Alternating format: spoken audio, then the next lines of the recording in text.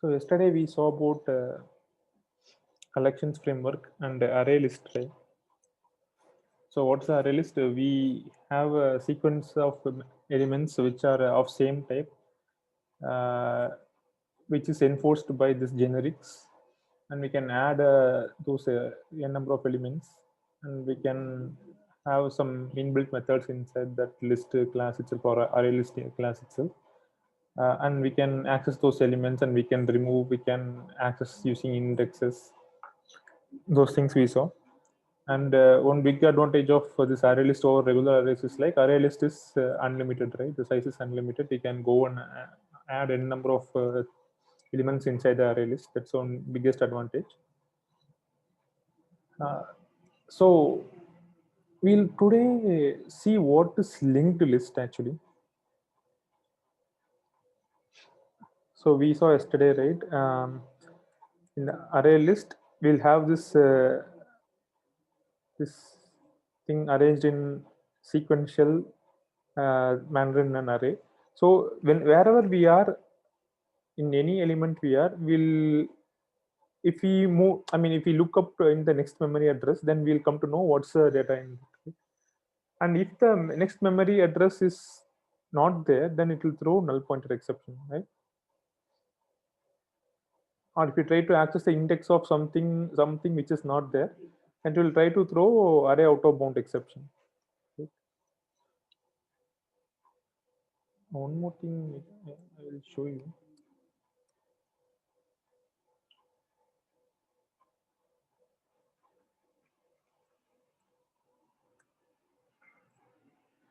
You can also add null value like this. Okay? Because I mean, why we can add null value like this? Can anyone try to say? Can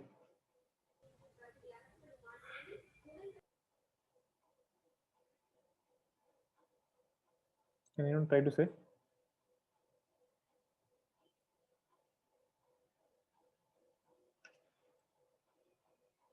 Vinay or Varsha?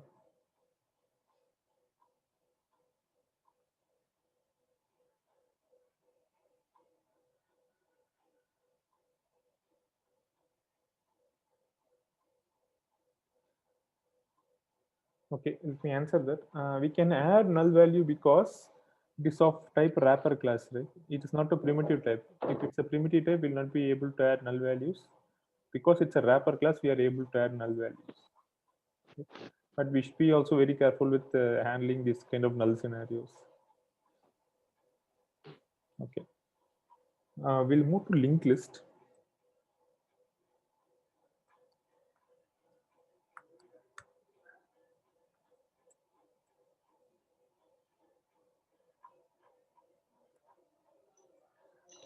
So, is anyone aware of what is a linked list?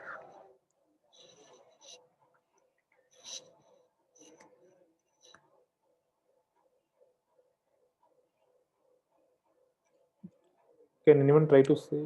Okay.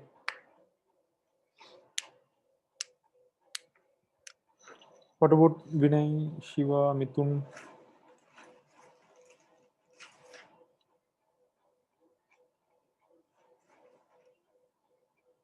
Am I audible, right, to everyone?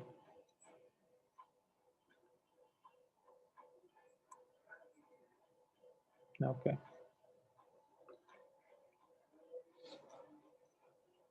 So let's say I have this memory location M1, M2, M3, M4, and M5, and I have let's say we are having an matrix of memory locations in our RAM. Let's assume like that. Let's say it's N1, N2, N3, N4, and N5.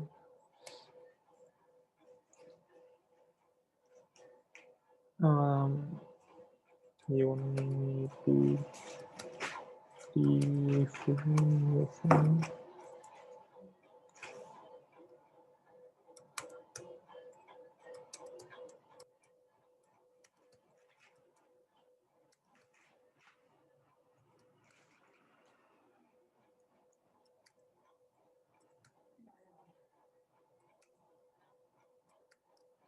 Okay. Let's assume that these 25 memory locations are scattered randomly across our memory, right? Let's assume our all the data are stored in our RAM.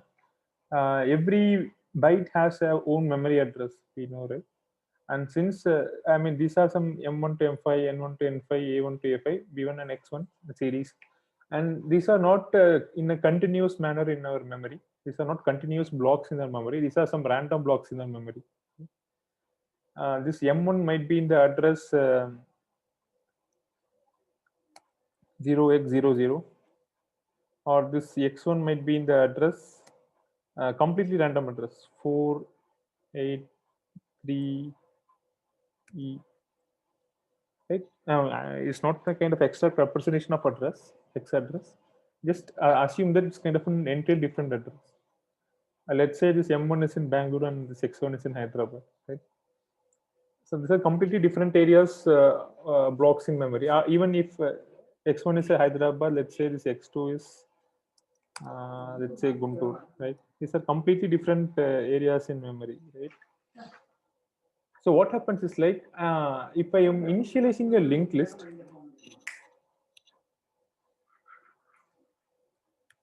what happens is like, let's say I am putting some value in a memory block called M1. First value in a memory block called M1. Let's say I'm putting some integer, right?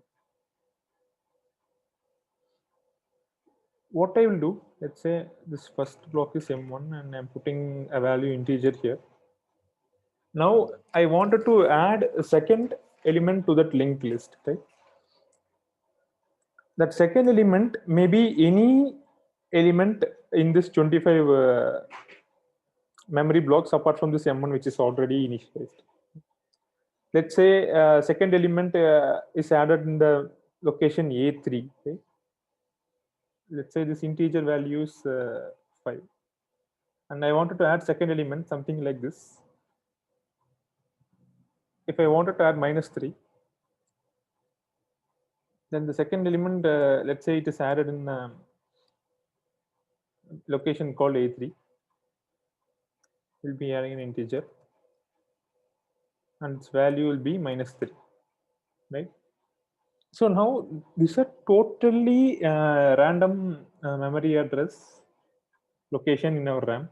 This may be in M1 may be completely different area, A3 may be completely different area, but we are adding to the same linked list. Right? Let's say I'm adding one more element called one more integer at the memory location X5. Right? Let's say I'm adding at X5. I'm adding an integer again. Now this value, let's say, we'll give it as 10, right? Now I'm adding 3 memory blocks, I mean 3 values in our linked list, but the 3 values are stored in completely different areas in our memory. Okay? But how, for example, in case of array list, we know like if I'm in 5, then I can automatically access 3 because it will be the next memory location. So only I'm able to iterate like this, right? I'm able to iterate like this. And what it will do until the array list is over, until there are no blocks left to read, then what it will read the sequential memory location in our memory, next memory locations in our memory, and try to print the values whatever present in that memory location. But in this case, these values are in totally different memory locations, right? So I am in M1 currently. My Java program is currently accessing this value M1. How will my Java know where to access this value -3? Right?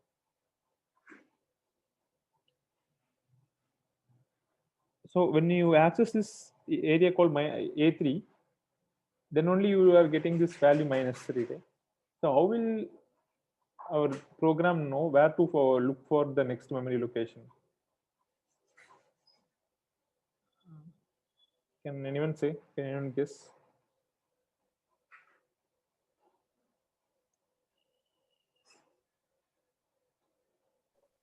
You're getting my question? Doesn't it save it by indexing?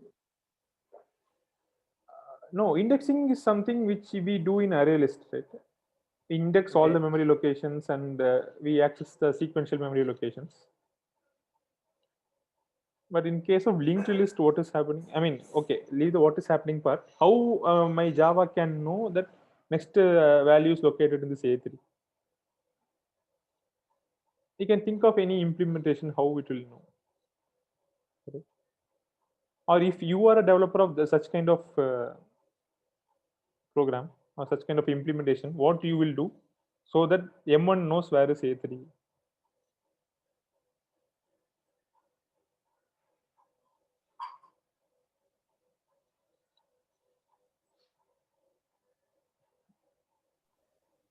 Something to do with the hash code. Okay, hash code comes with respect to hash map. Actually, hash map implementation, we'll cover that also. Okay, let me answer that. This particular linked list, first element of linked list is always called head. Okay. Head of a linked list. Every and sequential elements we call as node. Right? We call this as node. We call this as node. We don't use these terms for array list. We use this term for only for linked list. Right? So what happens? Both head and node will not only contain the value which we wanted to store, it will contain two things actually. Every memory location will hold two values. One is the value that is actual value that is stored in the memory location. In our case, this is 5. And also the address of next location. Right? So value is stored is 5 here. And the address also stored in the memory like A3. Right? This address is completely randomly assigned when you initialize the linked list. So what happens is like now I'm reading the first element in the links list. I'm actually reading two values. I'm reading the actual value that is stored, which is 5, and I'm also reading the address of uh, the next memory location where I have to look up. This is not the case in array list. This is case only in the linked list. Now our Java will know, okay, the value present in M1 is 5, and for next value I should look up at the address A3 like that. Now it will come to A3. A3 will also have two value, two things that it will be storing, which is a value which is -3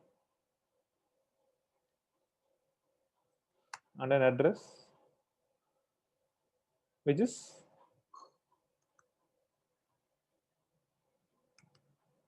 x5, right? Getting my point, Shiva? Now, Yeah, Karthik. yeah, now it will access this A3 and it will know the value is -3, and for next value I should look up at the address x5. So irrespective of head and nodes, the linked list will save as a value and next address value, right? Yes. And now here the value will be 10. Now what will be the address here? I don't have next element in my linked list. What will be the address here? Header, I guess. Sorry? The head. No. Whatever you are saying is called circular linked list, right? Okay, we come to that. Maybe we not touch that part. It's a little complex. Next element will not be head. Then it will move infinitely in circular path, right? We will not know where is the end. Next element will be null, right? So whenever we reach null, then our linked list or our Java will come to know, okay, this is the end of our linked list, like that, right? So linked list is actually implemented inside Java. We don't have to do these implementations. Java has done these implementations for us. How to take the value and address lookups for next elements, and if the final element is there, and next element should be null. So these kind of implementations already given by Java. But knowing this is very, very important. I'll just try to show this because this is also asked very frequently in interviews.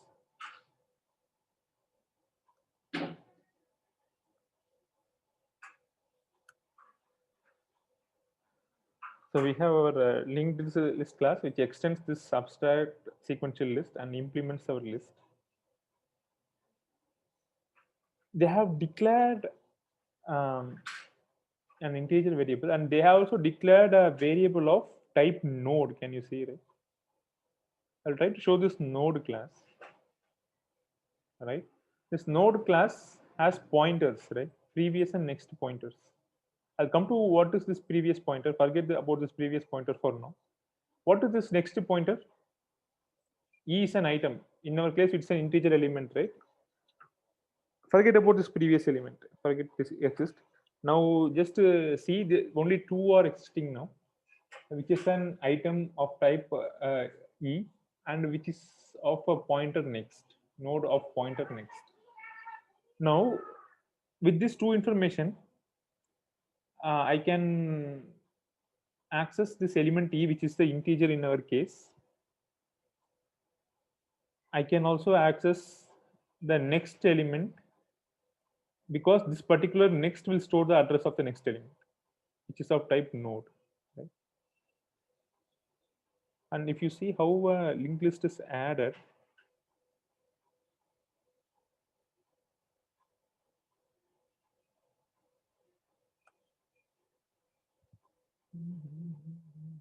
okay.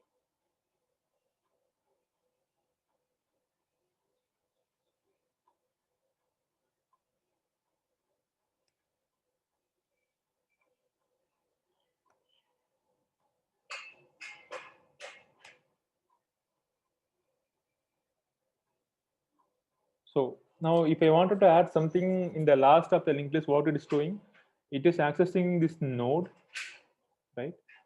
And it is coming to this size. It will take the size and it will add the element to the last of the linked list. Right? All it is doing through this concept called node. So now node is a class which they have created for us. Now I was telling previously, right, about this. In M1 location, value is stored and address of next element is stored. But in Java world, where it is stored, this is stored in an object called node, right? That node is the implementation which was given by Java itself. Forget this previous pointer. Now we have our item and we have our next pointer. Item will contain the actual value, in this case 5, and this next will contain the address of the next element, right? In this case, A3. Right? So until now, so far, so clear, right, everyone? This entire value will not be contained in something called an integer, right? It will be stored in an object called node, and we are iterating through that node only. This is a node class in Java. Okay. And this is also a node class in Java.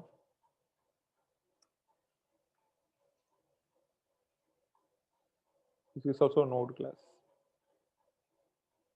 So now I'm storing this node class itself inside this memory location M1. And inside this node class, what we have this item and next pointer. Item will hold the value 5. Next pointer will hold the address of the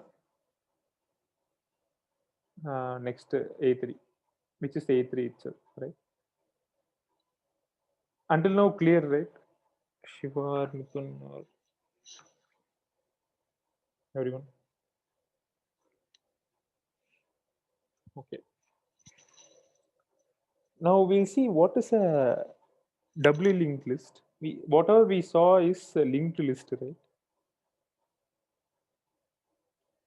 Linked list is what it contains some value, it contains some address of the next memory location, right?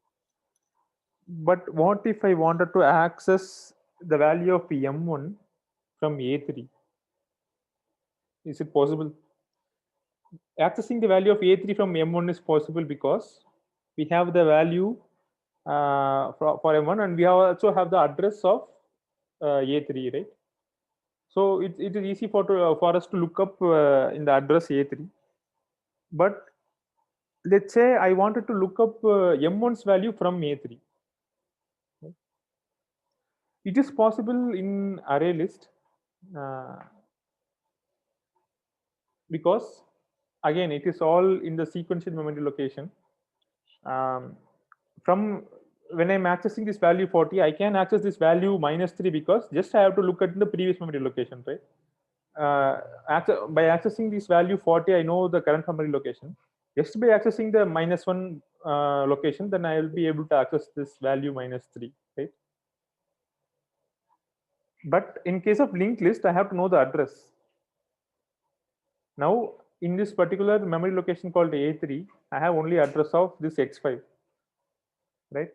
This X5 address only I have. So straightforwardly, I can access this X5 value only. But what if I wanted to access this value present in memory location M1? What can I do to achieve that?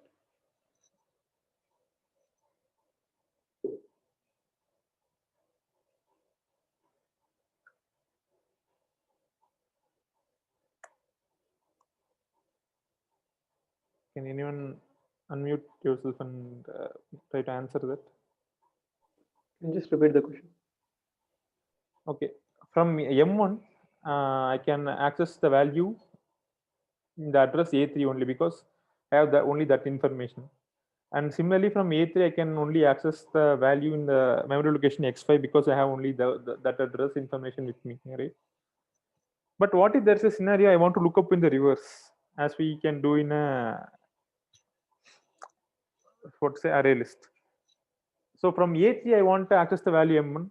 From X5, I want to access the value A3. I can also do in the reverse also. So to do that, what small change I have to do here so that it is possible? I think in the node class, you have that next and previous, right? Yes. Probably we can use that thing. Yes. So in doubly linked list, we can use the previous pointer. Right? Previous pointer is also an address. Let's say this is an addressed one, but this address is pointing to my M1, right?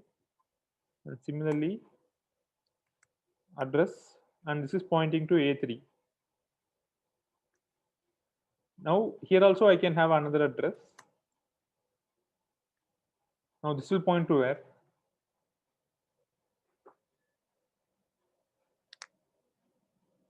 This should point to its previous memory location. Right? What's its previous memory location?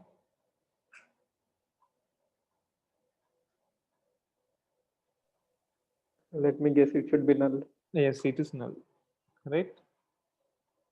So by implementing such kind of mechanism, we can traverse forward, we can traverse backward in linked list. So when I am in this M1 memory location, I can know 3 values, right? Whatever value stored in that particular location is 5, and the next value I can access at the memory address A3, which I have this information here itself, and this previous value I can access at some memory location in which this is the head of that linked list. So we don't have any memory location because it's the first element. So the previous memory location is null. Coming to the second memory location, A3, the value is -3.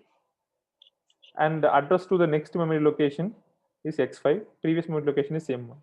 Both the values are stored here. Similarly, X5, next memory location is address because it's the end of the linked list. And previous memory location is A3. Okay. So only we have 2 pointers here in our linked list class. On that node class, for example. Next and previous pointers, right? Next pointer will have all the address of the next memory location. Previous will hold the address of the previous memory location. Right? So only we have 3 items. This is an implementation of doubly linked list.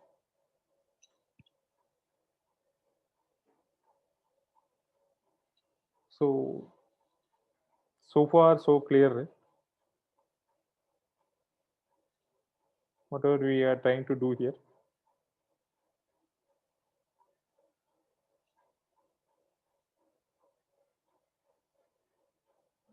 Right, Shiva or everyone, it's clear right until now how a linked list stores the data.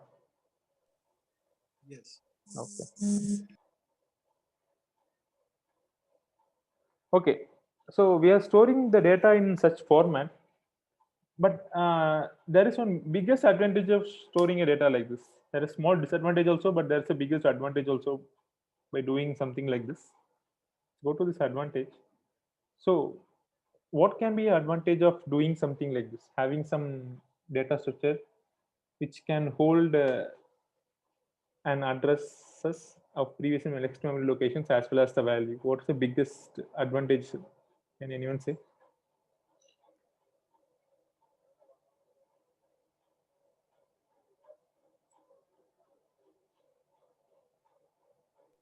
I couldn't get the question. I mean, what is the biggest advantage of having something like this? Linked list. Okay, let me go to yeah. Continue. Probably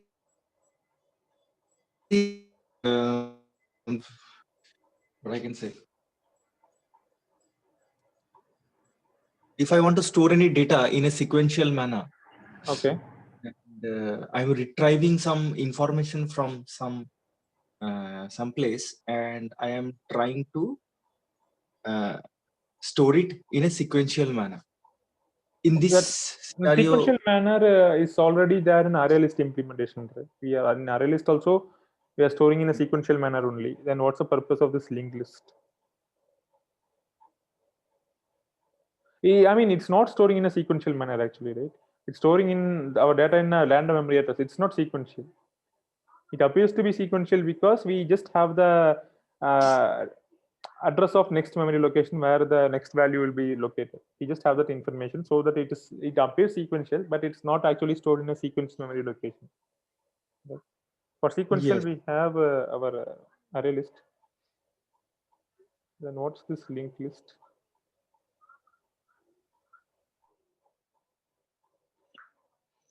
Anyone say?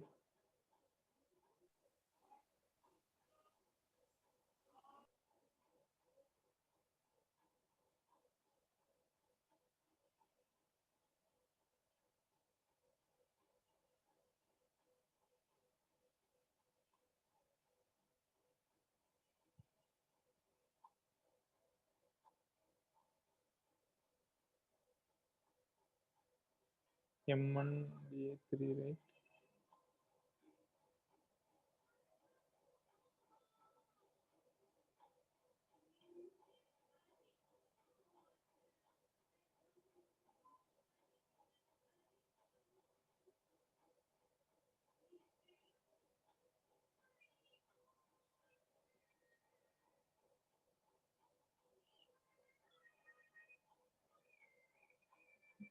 So I have some value here, right?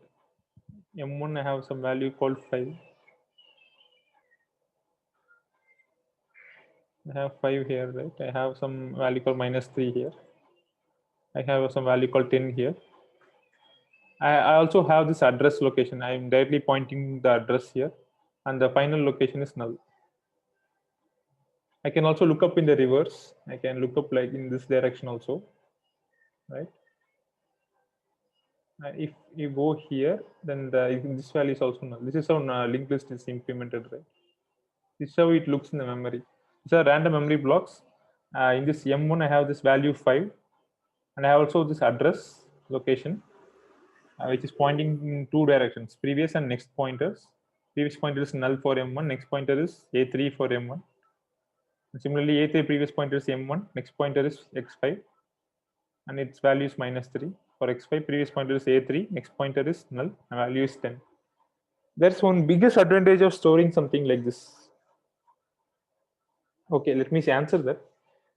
What is the biggest disadvantage we saw in array list? Actually, we saw some biggest disadvantages of doing something in an array list, right? right. We can only the similar type of data. No. Even in linked list, you can store only similar type of data, which is an integer in this case. The other data are stored are the other data which is stored are just pointers to previous and next memory locations, right? Is it something to do with the sorting side of it? No. Biggest disadvantage we saw with array list is insertion deletion, right? Instead we saw, right? Why it's biggest disadvantage? It is possible. Yes, By yes. why is the disadvantage? Because we have to shift. If there are 1 lakh records in my array list, if I want to insert something in the middle, even before putting something in the middle, I have to shift the remaining 40,000-50,000 records to one bit next, one byte next in memory location. Then I have to put something in the middle, which is very costly operation, right? Shifting one by one. And even for deletion, that is the case. If I want to delete something in the middle, I have to delete that. I have to shift entire previous next records. For example, there are 1 lakh records. I'm deleting something in the second index itself. What I have to do? I have to take the third index until 1 lakh index. I have to shift it previously. It's very costly operation, insertion deletion. But insertion deletion is very easy in linked list. How? I can just, for example, if I wanted to insert something after M1 before A3, what I can do? I can just delete this link, right? I can just delete this string. For example, between M1 and A3, I wanted to add some data in this location called B2. What I have to do? B2 will be in some random memory location here. B2 will be here, right? So what I can do? I can just do something like this, right? B2 will be here, and this B2 will point to A3 instead of M1 pointing to A3. Similar way, this A3 will reverse point to B2, and this B2 will reverse point to M1, right? Now B2, let's say B2 contains some value called let's say 11, right? So I wanted to insert 11. It's very simple for me, right? Just cut this previous and next pointers and point it to B2, and from B2 point it to A3. It's very simple, right? You don't have to shift elements at all. So in this representation, how we can imagine that? Let's say there is one more element called B2, which is also an integer, which is having the value 11, which is of node. And what is B2's next memory location? B2 will have the value as 11.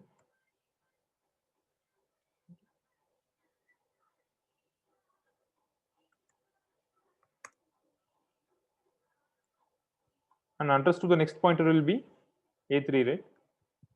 And address to the previous pointer will be M1, right? And what changes we have to do? In M1, the next pointer will be, instead of A3, it will be B2, right? B2. And in the A3, instead of M1 is the previous pointer, it is also B2 here, right? So insertion is very cheap operation in linked list. We have to create some value in B2 with value and pointers to previous and next memory locations. Those informations we have to put in B2, and we have to just access A1, change this pointer here, and access A3, change this pointer here. That's it, right? We don't have to shift every element. So changes are only done in the element which we are going to create and the previous and next elements. Only 3 elements changes going to create. That too, we don't have to shift anything. We saw that node, right? Node previous and next pointers. We just have to go here and change the pointer value or address value to point to B2. That's it, right? So we are just breaking this chain, right? Chain which is there, and putting here, and from here putting it there. Right?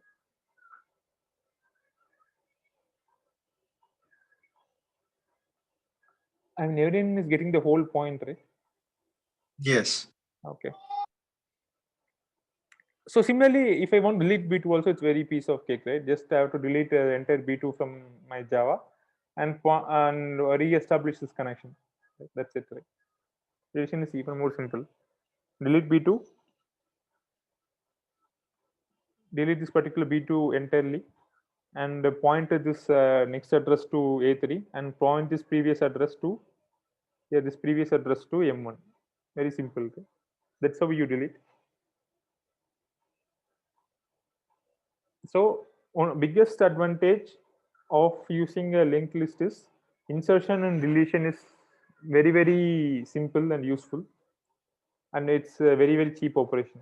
That's the biggest advantage of using a linked list, right?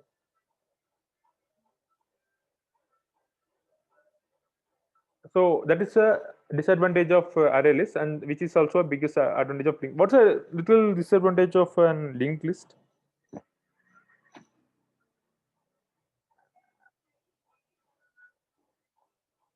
Accessing the particular element, we have to have this information also, right? Previous and next pointers. It is kind of eating up memory, right? For every node, we have to have this information, previous and next pointers. Whereas in array list, we don't have to have those information. So memory will be little jacked up in linked list. Right. So this is also a common interview question. Wherever you have insertion deletion happening very frequently upon large objects, then it is always safe to go for linked list. Otherwise, it is always safe to go for array list. Even I think Sagar, you only mentioned yesterday, I think array list where it's used in Selenium, we just get a list of web elements, right? Yes. Yes. So most of the times array list is used in our normal day-to-day scenario, but linked list is also used in some scenarios where insertion deletion is heavily dependent upon very large number of data sets. And this array list is particularly useful to get some data from somewhere, from Excel sheet or database or from external service, and store totally in a particular area, right? We use array list extensively, and most probably will use that.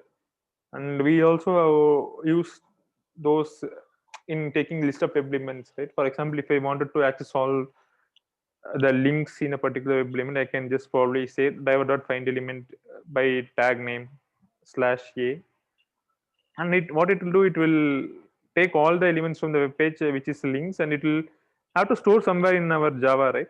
So that storing thing we can use array list itself, and Right. by iterating through array list, we can access each and every link in the particular web page. Okay, we Right. quickly see this. But linked list, I think we can use where some dynamic web elements are getting inserted. Suppose, I mean, I'm just trying to understand that where I can practically use linked list for For example, if you want to remove some thing in between, remove some object in between, remove some elements in between, Mhm. and that too, it is particularly useful for very large data set. For example, how many elements you are going to take in your web page, right? Hardly 10, 15, 20, 100. Right? Yeah, not So more than that. 100 is kind of very small when it's compared to execution speed of Java. What I Right. mean by really large data is like I'm talking in lakhs. If you have lakhs of data, then it's probably going to be an issue for me. Generally, if you're accessing some elements in a web page, it's not going to be an issue. But generally, when you're trying to access some data, huge data sets from database or somewhere, in those kind of special scenarios only, linked list comes to place. I don't think for testing purpose we will use linked list at all. Yes. But it's very commonly asked in interviews actually. Yes.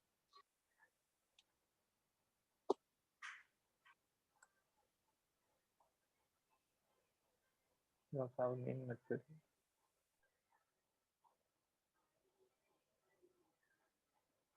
Okay, let's do this. Let's rename this class.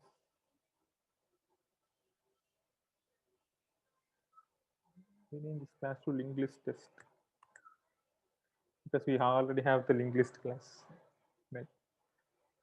And I would suggest you to go and do some custom implementations of our linked list. Actually, it's kind of if you go for some good product-based company interviews, right, it's kind of very, very important to know that.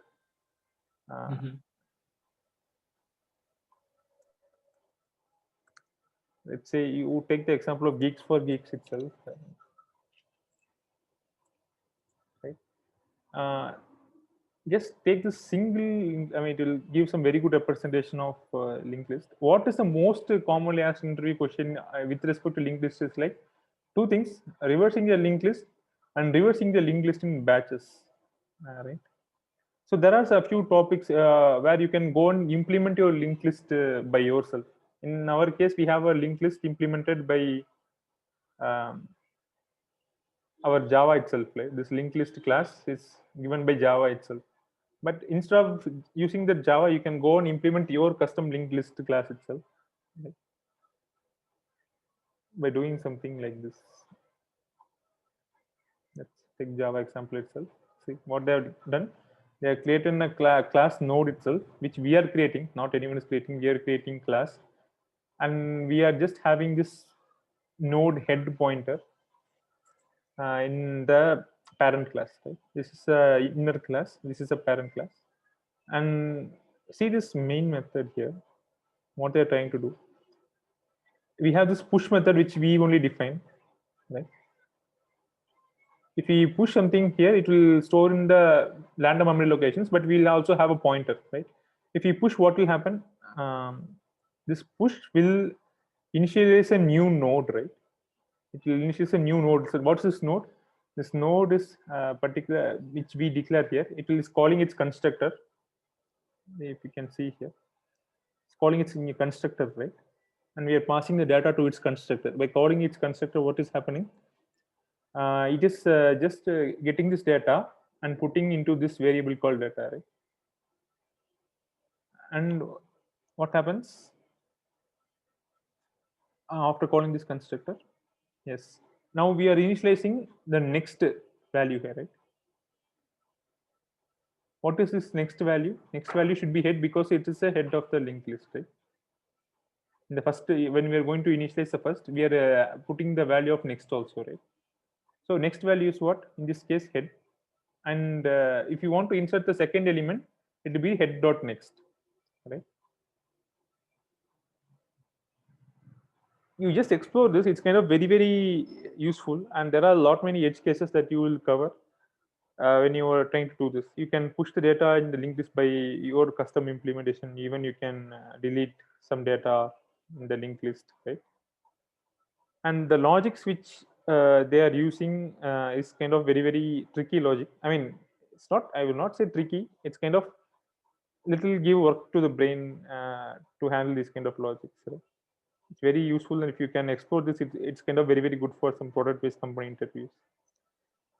And most commonly asked thing is the reversing of linked list.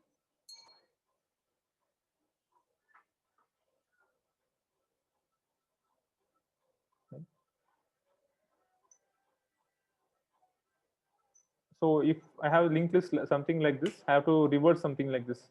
Here 1 is pointing to 2, 2 is pointing to 3, but in the reverse linked list, 4 should be pointing to 3, 3 should be pointing to 2, and so on, right?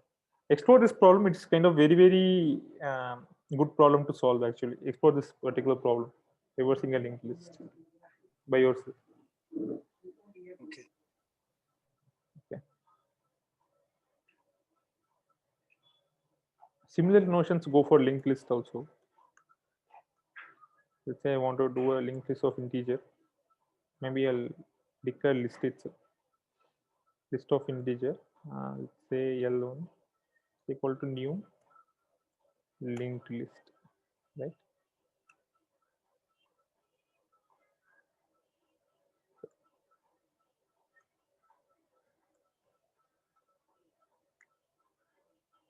I'm importing this list from java.util. I'm importing this linked list from again java.util, right? Same case, I'm just adding an integer.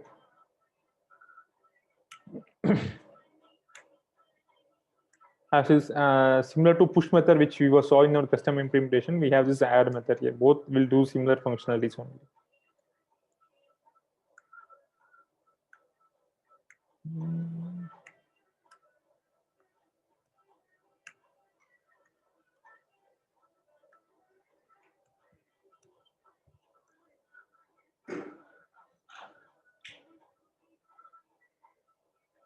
Let's add some 100.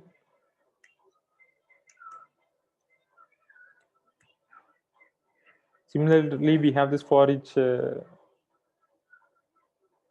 method here also available for all collections. Actually, in general, we can use this lambda to print each and every element.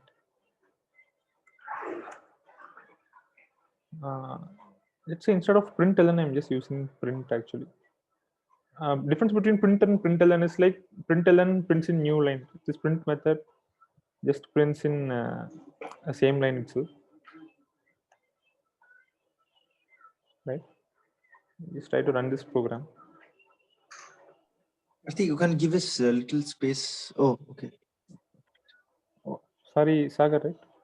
What No, space?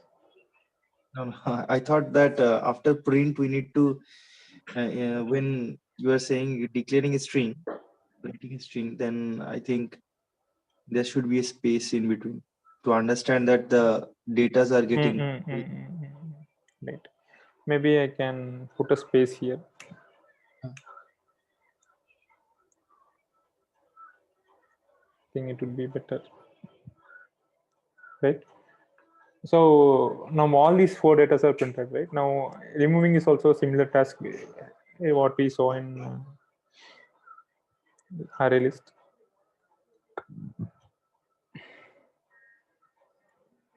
They can remove from index also.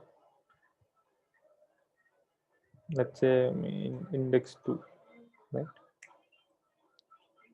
After removing from index, I'm again printing this linked list.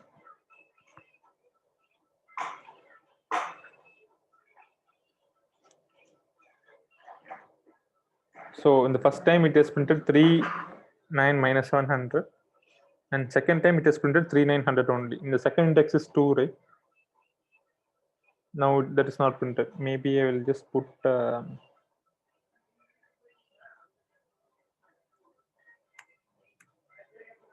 slash in here. Okay, sorry.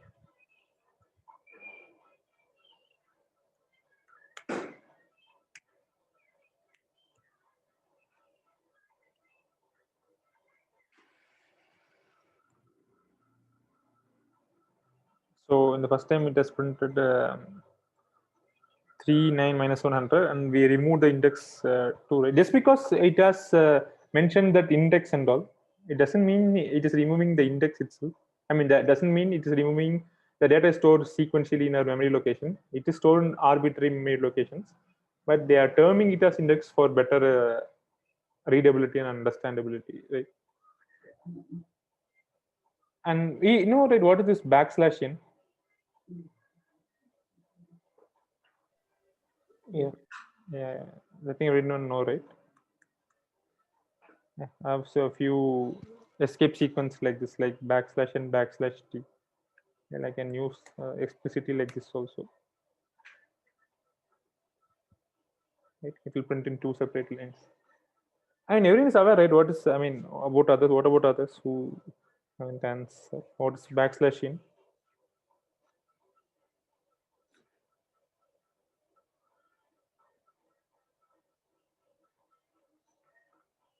Yeah, new line, right? So backslash t is space tab, right? Tab space. Similarly, you have many escape sequence, right? It's very useful to explore. Okay. One thing about this particular declaration, right? What we are doing here, this particular thing is called generics, right? Generally, we declare something like this to let us know like what type of integer, I mean, what type of thing which you are going to add in a list. Right? In this case, it's an integer, but it is just optional to add it here in the constructor call. It can be blank also, right? And doing this is a better programming practice, and this will also work. Let me try to run this program, right? This will also work. Generally what people suggesting is like instead of explicitly declaring in the constructor call also, you don't have to declare here. Just doing this will be totally fine, but doing here is kind of necessary, but doing here is not doing here is totally fine.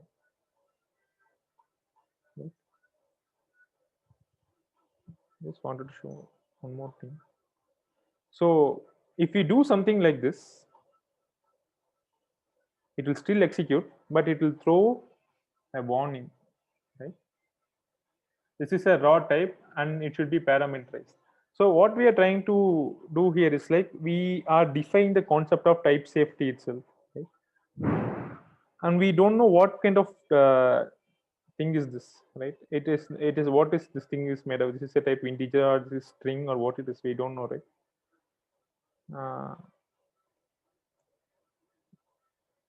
It will not throw any compile time error. It will throw only compile time warning like this. Hey, you're doing something wrong. Correct it like that. Right? It will still go and execute. But what if we have to access this particular values? For example, let's say I'm printing this through a regular for loop, right? Integer a L1.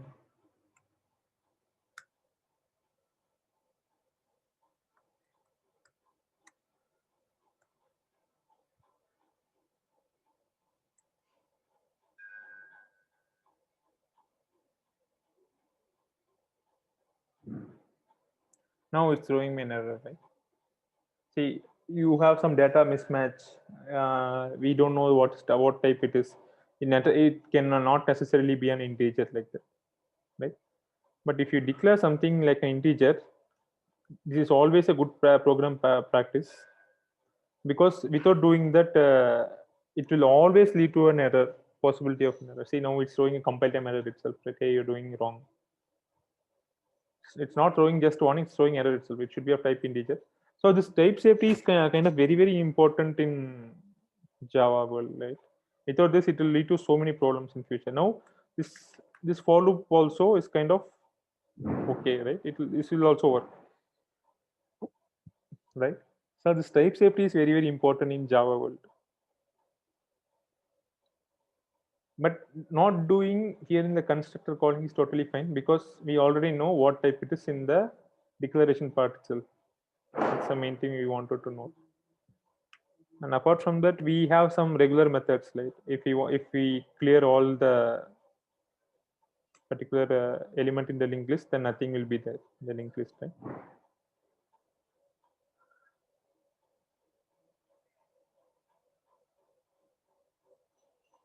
Okay, I'm not sure why it's not clearing.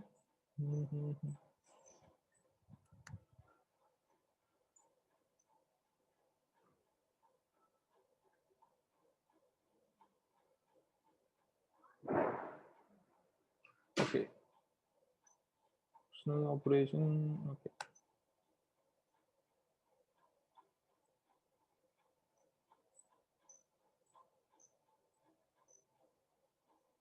Yes, it's not actually doing. Okay, we are just printing 2 times here. First time here and second time here. It should print ideally once. Okay, it's printing only once. So this clear method clears everything in the linked list. We don't if you try to run each and everything, then nothing will be there in the linked list. So it is printing empty. Maybe we'll do something else. Try to do, right? Okay, it's not doing anything at all. It's just having that empty list. So it's not printing anything. Right, and we also have this common usely methods, right? We can get the index location. I mean, we can get the value whatever available in index. I can say get the value in index 3. I can print this also. We'll comment out this.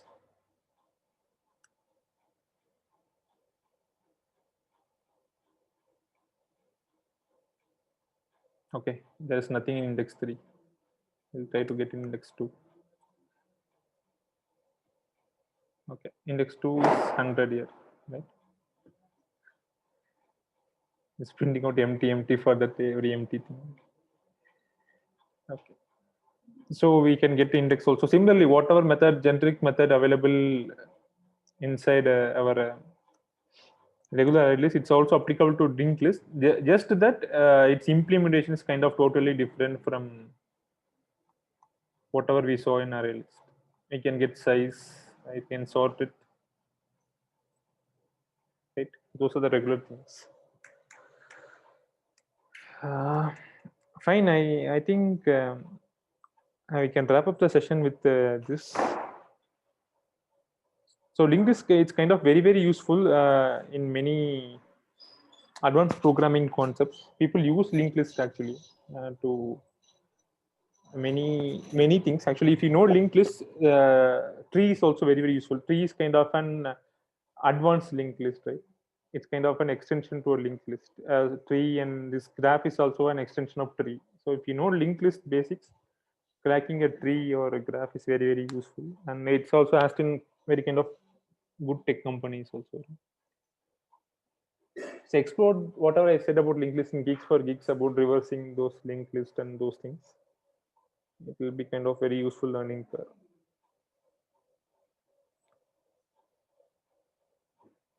So anyone has any other questions?